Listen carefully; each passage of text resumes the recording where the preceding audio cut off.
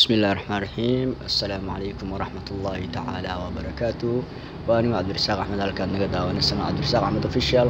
kusoo dhawaada mowduuceena maanta wuxuu ku saabsanaan doonaa sida aad shaashada kasoo aragteenba sida video ku save gareysan oo laptopka kugu jiro ama telefonka aad live usoo gelin kartid. waa aragnaa qaabka live loo soo galo oo caadi marka live ka daawatid oo kale ama marka live ku furaysid in aad live marka dhahdid oo kale video live ka tagtid oo muuqaalkaaga caadiga oo soo bandhigo ama wax hadda aad qabanayso, laakiin video ku save gareysan markii aad rabtid inaad live soo gelisid qaabka loo sameeyo ayaan rabaa in halkan ku soo bandhigo. marka koowaad waxaan tagaynaa Chrome-ka tagaysaa, waa kan Chrome-ka ku dhufanayna. Chrome-ka marka tagno YouTube aan qorayna youtube.com aan leedahay oo ku soo baxaya youtube.com marka dhahdid waa kana youtube-kii wixii aan noo soo baxayo. kadib waxaan tagaynaa halkan, marka halkan tagno waxaa ku qoran create plus aan dul saaran.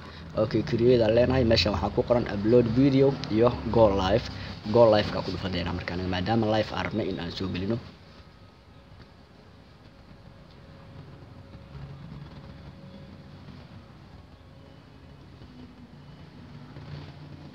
markaan ku dhufanay live stream wuxuu noo soo qabtay meeshan waxaa ku qoran stream webcam manage iyo stream new classic. okay, marka anaga marka webcam-kaan dooranayno waa marka live ka caadiga inaan galna rabno, laakiin live streaming kaasi waxaa waaye markii aad maxaa la yiraahdaa video ku save gareysan aad rabtid inaad live usoo geliso. okay, marka meeshan waxaa noogu qoran new stream, wuxuu leeyahay create title kaasa qoraysaa. tusaale ahaan waxaa isaga qoraynaa live stream-ka ku qoraysaa live stream oo kala qortay. kadib waxaa waaye public waaye sababtoo meesha aad soo dhigi rabtid in la wada daawado ayaa rabta live stream-kaaga. description-ka dhowti faahfaahintii wixii aad rabtid sababtii iyo wixii waxaan video-ga aad soo dhigi kartid oo ka hadlayo. kadib meeshan wuxuu kusoo qorayaa upload thumbnail-ka ku dhufanaysaa, wuxuu ku geynayaa meesha videoska kugu jiraan. tusaale ahaan anaga meeshan oo kale pictureskan tagaynaa, kaarkan maxaa la yiraahdaa bawrkana soo saaranayna.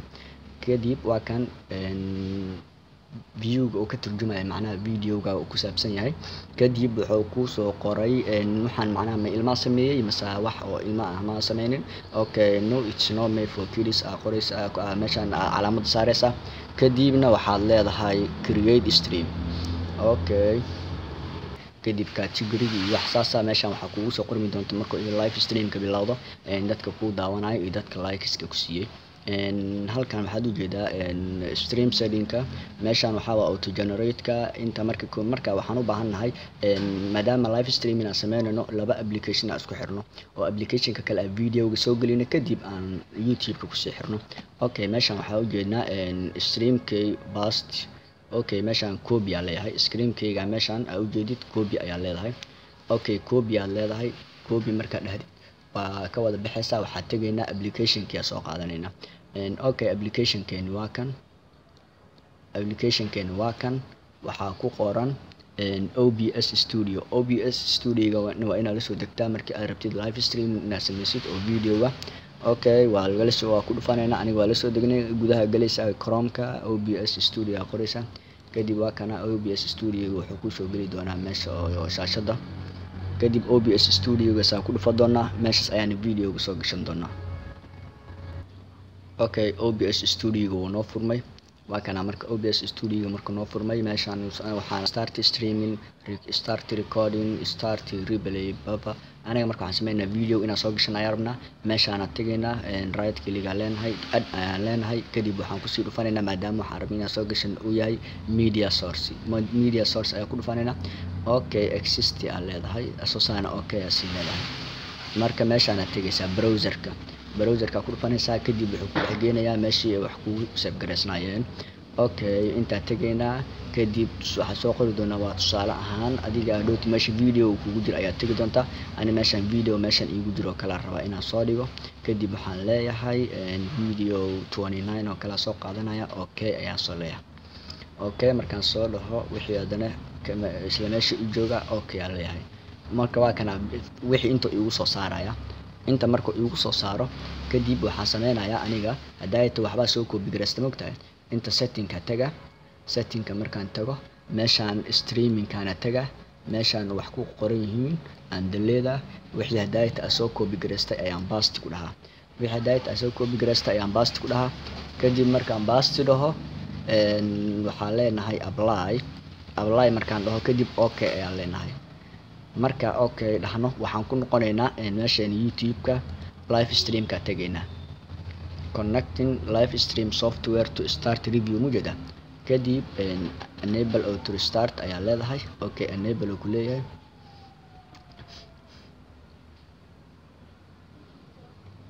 markuu ku enable gareysto waxaa la rabaa videoga hadayt halkaas aan kusoo aragnay inuu inta ku soo saarmo kadibna oo videoga inta ka daawatid oo application-kii hore aad kusoo saaratay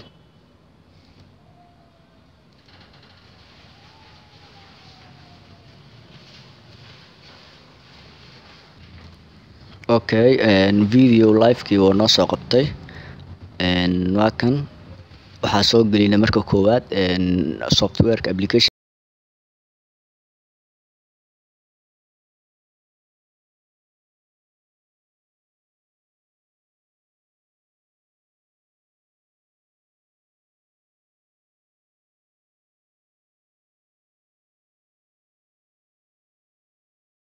soo furnay OBS tagna waa soo furnay video waa soo gelinay videoga markaan soo gelinay kadib setting-kii tagnay setting-ka markaan tagnay streams-kii kadib waxaa waaye meeshaan maxaa la yiraahdaa stream-kii soo copy gareynay meeshaan paste ku dhahnay kadib markaa meeshaan paste ku dhahnay okay aan leenahay markaa ku dhahayd okay kadib videoga inta ku saaran meeshaan videoga ku saaran ayaad ka arki doontaa meeshaan marka meeshan videoga inta ku saaran inta ka aragto kadib waxa waaye labadan way isku xiriirsan yihiin markii labadan isku xiriirsan yihiin videoga kan waa socda inta maxaa noogu qoran go live kaas ayaa ku dhufanaynaa go live markaa ku dhufano waa kan go live ayuu noo soo qorayaa kadib daqiiqadihii live ka xisaabsanayna caadi ayaanu isticmaalaynaa oo qofkii dadkii maxaa la yiraahdaa friends-kaaga ah oo subscribers-kaaga ah way arkayaan meeshan waxaa noogu qoran live-ka hadda waxuu marayaa 0.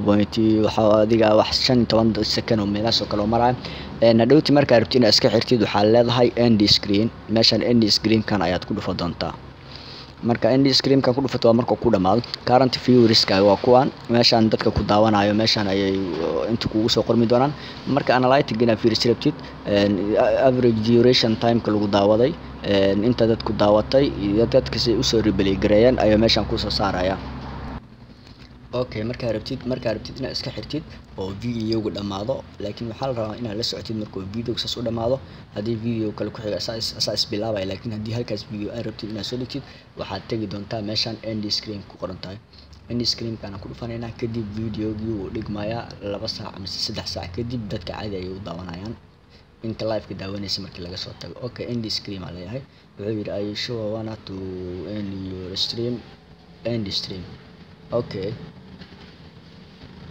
hadda waa maxaa la yiraahdaa waan dhignay maxaa la yiraahdaa stream finished ayaa noo soo qoray live stream-ka magaciisa inta qof oo ku daawatay daqiiqadaha lagu daawanayay dadka ka soo falceliyay dadka subscribers-ka ku saaray maxaa la yiraahdaa iyo inta second oo socdo wax saas oo kale ah okay dismiss ayaa iska leedahay marka videogan tan noo eegahay muhiimaddu waxay ahayd in aan aragno qaabka video ku yaala ama meel kugu jira oo laptop-kaaga ka mid ah si aad live-ka ugu xiriiri lahayd waa steps-ka soo marnay waa dad si fiican u daawatid waad arki doontaa waana fahmi doontaa sidoo kale application-ka u baahan tahay magaca ku qoran qaabka loola soo degayo waa la wada yaqaanaa google-ka lagala soo degaa iyo wixii process soo marnay ayaa mari doontaa videoga intaan noogu egyahay waa ku mahadsantahay daawashada muuqaalkan fadlan haddii videogan ku cajimiyay like saar oo wax badan aad ka faa'iiday channelkana subscribe noo saar aad iyo aad u mahadsantahay wabillahi tawfiiq wassalaamu calaykum waraxmatullaahi wabarakaatuh